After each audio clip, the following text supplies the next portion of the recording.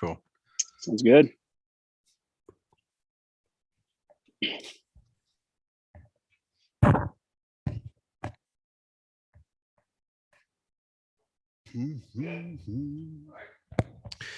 Well, good evening, everybody, and welcome to our next section here. We've got another roundtable. Let's go ahead and mute that volume over there, whatever is making noise on the screen there. There you go. And we've got our next roundtable, and this time we've got Justin Jacobson. Do I have that right, Justin? That's it. Awesome, from Utah Airguns. Before we get too far into it, I want to thank all of our sponsors. Airgunexpo is brought to you by Gateway to Airguns, also Airguns of Arizona. Great sponsors like Utah Airguns as well. And we got this guy right here, which we have just had a wonderful time mercilessly picking on the poor guy here. But it's been a lot of fun. We've had a great week so far. We got one day left, nothing but range time tomorrow scheduled. And we got a couple of your guns coming up tomorrow, which is pretty awesome. I have absolutely zero experience. I think I sent you an email about that. I have no experience with these guns other than what I've had a little bit in the last couple of days, and they have my attention. So I'm probably going to kick this over to Travis here, because I know you and Travis have been longtime buddies, and probably Joe too, I'm guessing. And me and Justin go way back. So I figured I'd kick it over to these guys. And also, I guess, let me throw this question out. Just to get things rolling. I mean, you run retail storefront, you run an online e-commerce presence. What kind of trends, other than everybody buying everything they get their hands on, what kind of trends are you seeing in the industry just as a whole, and where air guns are going now and where you maybe see them go in the next couple of years? I mean, that would be sort of my question for a guy like you. Yeah. So I think probably the most obvious trend is you're getting a lot of just firearms guys that never really considered an air gun to be part of their practice regimen or anything like that. And now, I mean, we got ammo shortages, and you're starting to see these competitions and videos of shots being made, and all of a sudden these firearm snobs are going, okay, these things are pretty cool. Yeah. And so we're starting to see a lot more guys from outside of the airgun world. It used to be this little niche group, and now it's wide open to just shooters in general. So and it just, the trend is it's just getting more popular. People are starting to actually pick up what these air guns are putting down.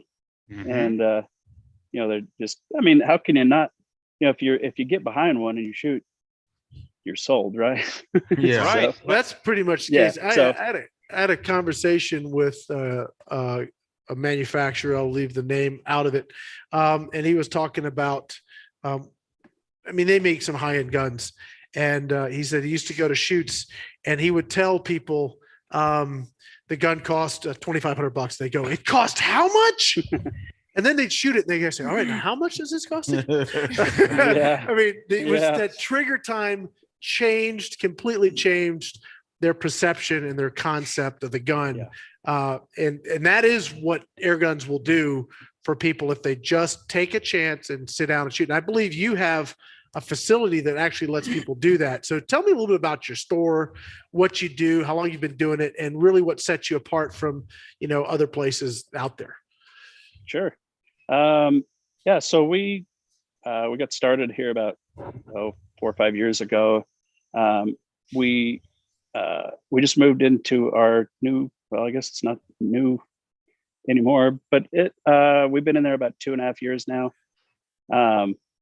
We're in Orem, Utah. And we have a pretty unique range setup. It's a big desert scene. It doesn't look like just kind of a standard old range. It's got a fun, more of a gallery, the shooting gallery feel to it. And it's welcoming, it's not intimidating like some, when you just go to a firearms range. If you've not been around ranges or guns much, you go into a dark, loud tunnel and or something, it can be a little intimidating. But people get to come in there and experience shooting without, ear protection and there's no noise, there's no recoil. So it's a unique setup. And I would agree with you that is why I built that facility the way I did. Was I knew if you get people behind one of those and actually get to shoot them for a while, they're going to become a customer. Yeah, absolutely. Whether it starts out with a $200 gun or a $3,000 gun, they're going to get into it if they get the time to shoot little teeny targets, reaction targets that move when you hit them, and just fun. So, yeah. Well, I came in there a couple years ago, 2019. Thaddeus invited me over. I was out there visiting my sister because I'm actually from there. And Thaddeus took us in there, my sister and her 2 children in there, and we shot for, I don't know, a couple of hours. And he helped us out. He showed them how to load and helped them load. I mean, he did everything. So it was definitely a comfortable situation, and they had a blast. So it was fun. That's awesome. Yeah. That's awesome. Yeah. I remember when you came in, I had missed you. I was gone when you came in, but so I'm sorry to sort of missed you, but no problem. Maybe I'll be back. Awesome. So, but to get back to the questions, I guess, we have a really large showroom, lots of guns on display where you can actually touch, feel, shoot if you want. And then I guess what sets us apart probably the most is, I would say, kind of the on-hand experience and the custom state of mind we have. That's kind of our gig, is just taking something and making it a little cooler. And everybody in the building is a shooting fanatic. And so that has helped, because, when you're taking calls and, taking sales calls, and if you have experienced all these guns out in the field, or you have that experience on hand, it helps a lot. So that's for sure. I'd say that kind of sets us apart from a lot of them, is just the passion there, and the custom, the diversity that we have there, as far as kind of, if a customer wants it, wishes it up, we can do it. So how's that? That's cool. That's cool. Yeah, right on. Go ahead. May I say one more thing? Yeah. It seemed like a family more than anything when I was in there. All of you guys together, it really seemed like a family. Yeah. And we very much are. So we take care of each other like family, and definitely you're right. It is a family group there. We all, we spend as much time with each other as we do with our own family. So yeah, we are a family. Yeah, right on. So are you going to have your contest this year? Absolutely. RMAC? Yeah. And when is it? RMAC is August 26th to the 29th this year. Okay. So, and how does somebody get into that contest? As soon as we open registration, you'd want to jump on it and get registered. You can just call or register online, but on Utah Airguns. So they can go to your website and find the stuff to fill out to get on there. Yeah, absolutely. There will be a section that's just for RMAG, Rocky Mountain Airgun Challenge. So right. There will be a pro and a sportsman's class, and for obvious reasons, we want to divide the competition up a little bit. Sure. So we're doing something a little bit different with the pro class. Basically, if you're not an established pro shooter, or you're not in the industry, you simply can't sign up for the pro class. Gotcha. There's too much at stake, and we just don't have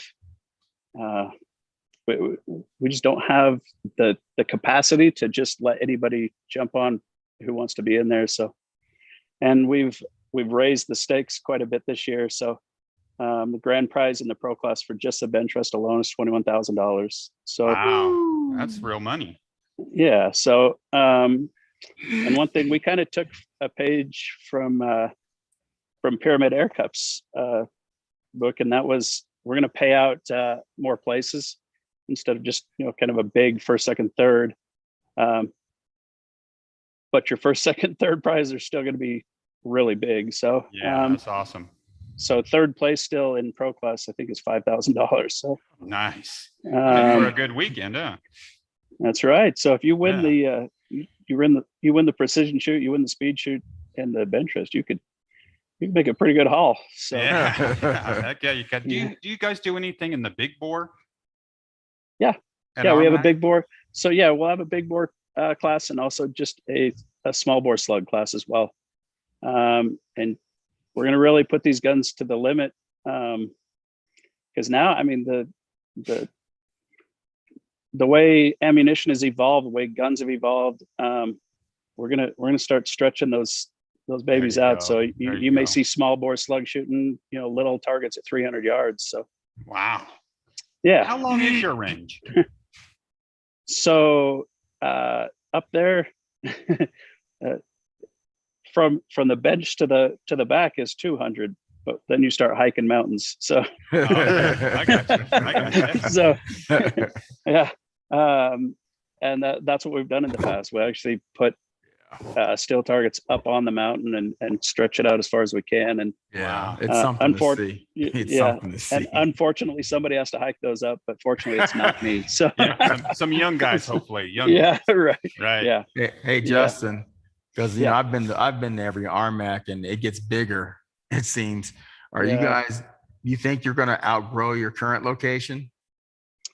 I think it's possible. Yeah.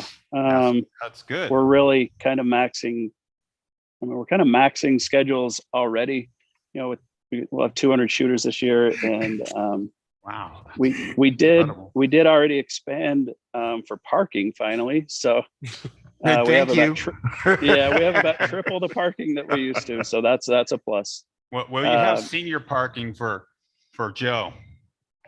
Yeah, Joe's got to get VIP parking, man. Hey, the good thing is Joe and his company is a gold sponsor. They get their own parking spot. Well, then I'm right. No more hiking, buddy. Okay. Do we have a question, sir?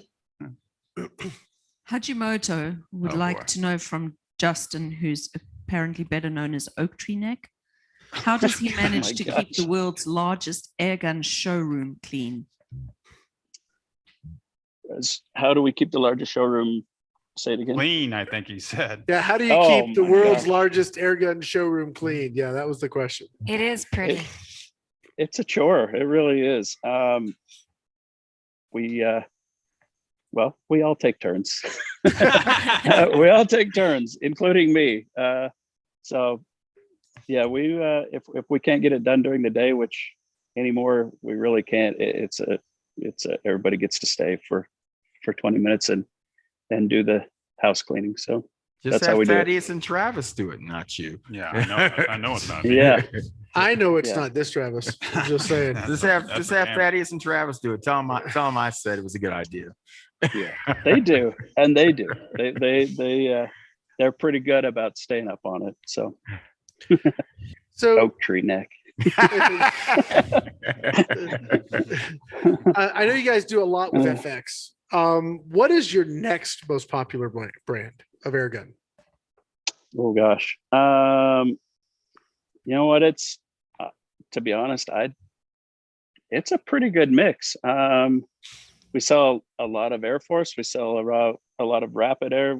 The new Air Max are really those are coming on really strong. I bet they are. Good mix of Taipan. So, and then obviously we sell a ton of the more budget stuff like the Hotsons and the Umric stuff. So I don't know. That's a pretty good mix actually. So okay, good. How's your stock doing? It seems like everyone I talk to, their stocks are way down and they're waiting for shipments to come in of stuff. So how are you guys holding out there with the shelving? Whew. It's been tough. I'm not gonna lie. Yeah, no, I know. For everyone, we've managed to kind of keep it. Luckily, it's kind of like some brands come in at one time, and some we've been able to kind of balance it a little bit. I mean, FX, you know,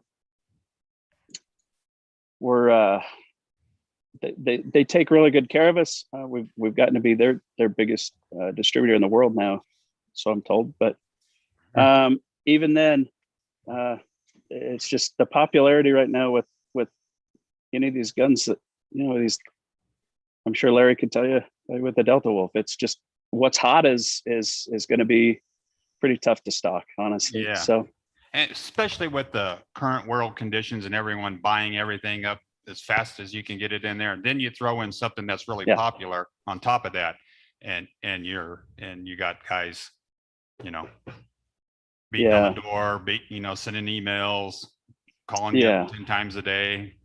Yeah, and like you said, back to the beginning with the trend thing, that's the trend. Is the thing is they've gotten so popular so fast, and you know how it is. If one guy has one, 10 of his buddies are gonna have them, and most of them have them right away. And it just between, you know, just this weird pandemic and how it affected the shooting industry.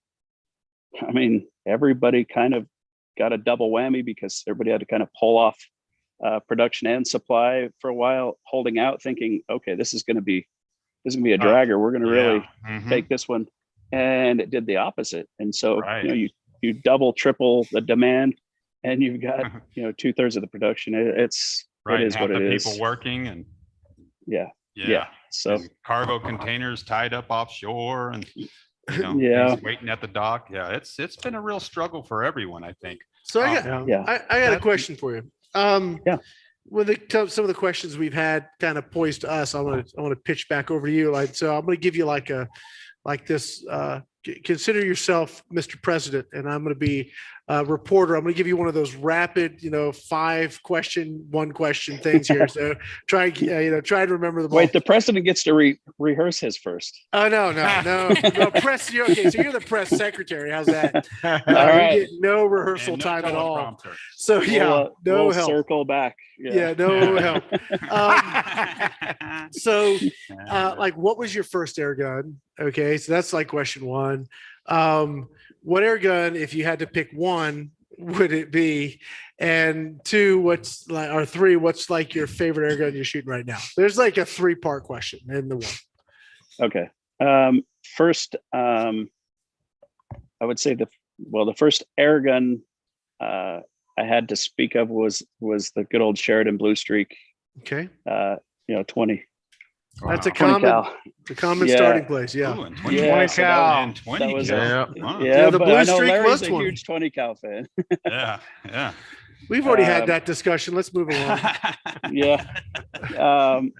So my first pre-charge gun was actually an FX T12 Whisper. And that one ruined me. Those were good guns.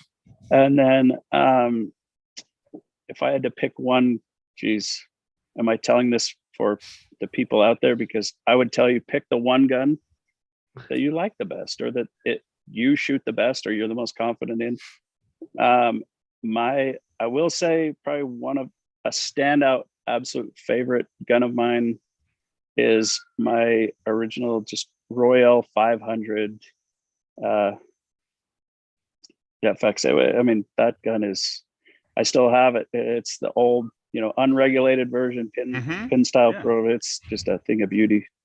But I would say that's what I would tell you. If there was one gun, pick the one you shoot the best, or you're the most comfortable with. How about one you regret getting rid of?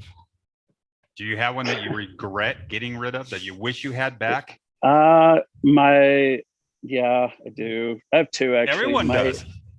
Yeah, big Except Joe. Yeah, well, the biggest was I called it Gold Member. That was my big custom gold impact, and then my very first impact, which was we called the Stormtrooper, that white one. And Post Malone talked me out of those at his house. And I still, to this day, I'm like, oh, I wish I would. I just loved. They were just my guns, Right, So- right. Well, and go back to finish my question here. What gun are you shooting right now that is your favorite? So I have favorites for different things. Okay. My favorite, so we do a lot of rock chuck shooting and squirrel shooting around here, and we do it a lot from the truck. Larry's been there. A lot of fun. Yeah. So, but with the rock chuck and stuff, we end up shooting a lot of long range. So I've been shooting my little 25 cal compact impact with some slugs that is just ridiculous. It's like a cheater, and for the truck because it's so short. But one of my favorite for right here in my backyard is probably my little, and I don't even really carry these, but it's a little HW44 pistol. Oh yeah, yeah. Oh yeah. Biro pistol 177 is probably my favorite yard gun. Yeah.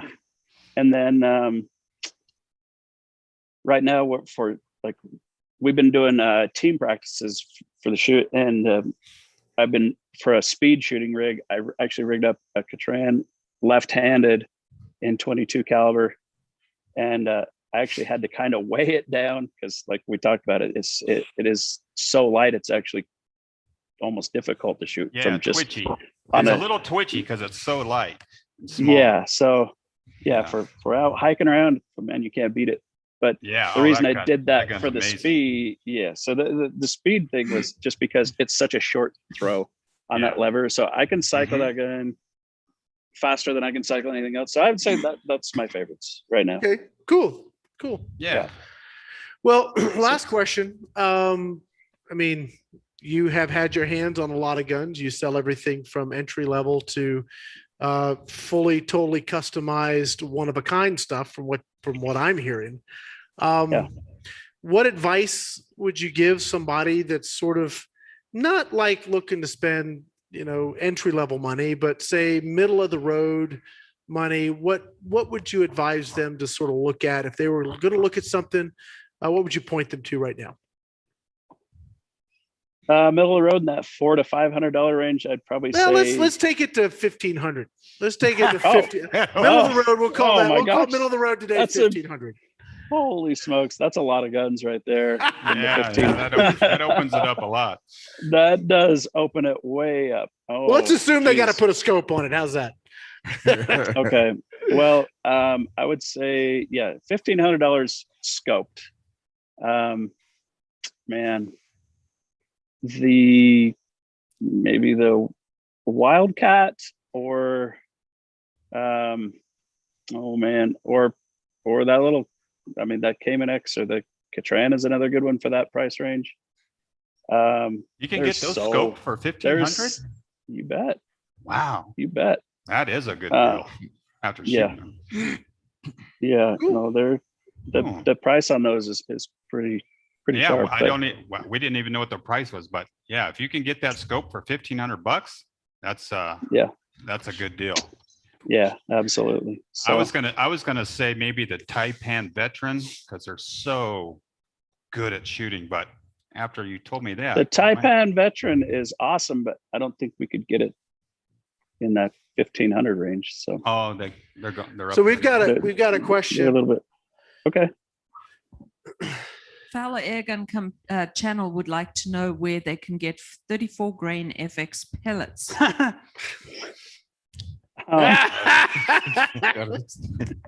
Joe's out. Joe is out. Normally we actually stock those, and normally we actually have quite a bit of them. This is just a rare time where they're a little slim, but I believe I think we're actually getting some next week again. So don't be mad, Joe. Don't be mad. Hey, I packed your pellets with love. Is that what you call it? Yeah. Nice. So normally we stock them. So Well, we're going to go ahead and wrap this up, man. I appreciate you coming and hanging out with us. Thanks, and Justin. supporting Yeah, this, of course. this expo. I hope it's been fun to watch. I know you're super busy, so I hope that what you've been able to watch, you've kind of enjoyed. We're going to be taking a look at your products tomorrow again, and that's going to be pretty cool. We're going to start with that Taipan. It wasn't the Taipan, it's a K-Tron. The K-Tran. K-Tran. I forget And my then the K. mispronunciation of things. It's sort of like people when they try and pronounce Hatsan and they say Hatson. But I'll get them right eventually. Is there really a wrong answer? I mean, come on. No, well, there sort of is if you ask the guys at Hatsan. But anyway, we're gonna take a look at those and have some fun with those tomorrow. So again, I want to say personally, I want to say thank you for supporting the expo, because sponsors like you, sponsors like we got at this table at the Airguns of Arizona, Predator, the Gateway Airguns, this kind of stuff. I hope that everybody that's been watching all of this through this week has gotten a lot out of it, because we have touched a lot of products and hit on a lot of stuff. And we're going to be publishing all of this stuff after the fact, because I mean, part of it doing it live is sort of fun for us. It's actually, I think, more fair because you can't hide stuff that just happens, because stuff just does happen. But then you can learn from it, and we get this great learning experience through it. But we are going to be republishing all of this too. It's a great way for us to get really solid, honest, genuine content. I asked somebody today, what would they're an industry person, YouTuber, and he said it was authentic. And if that was his description of what we're doing, then that makes me happy.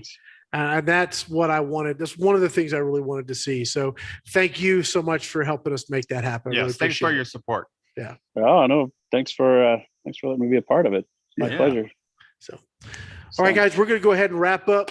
You guys want to know about what they got over at Utah Airguns? It's super simple, man. www.utahairguns.com. Check them out. And we hope to see you guys tomorrow. We're going to shoot some more cool guns. And if you got time, JJ, while we're out there shooting your guns, chime in. It's live, so anybody can ask questions and or just make fun of Joe or whatever you want. No, what you'll do is Travis, use the MK2s. Travis, use the MK2s. Yeah. And we know you're just sitting around doing nothing. Yeah, that's right. I'm actually going to yell at him to use the FX 34 grainers. I'm just kidding, Joe. Don't throw stuff at my computer, Joe. Don't even think about it. I'm kidding. See you. Thank you for coming up tonight. Later, Justin. All right, thanks, guys. Justin. Have a good night. Go get some rest. Yeah, we will. Thank you. All right. Bye-bye. See you guys. That was nice.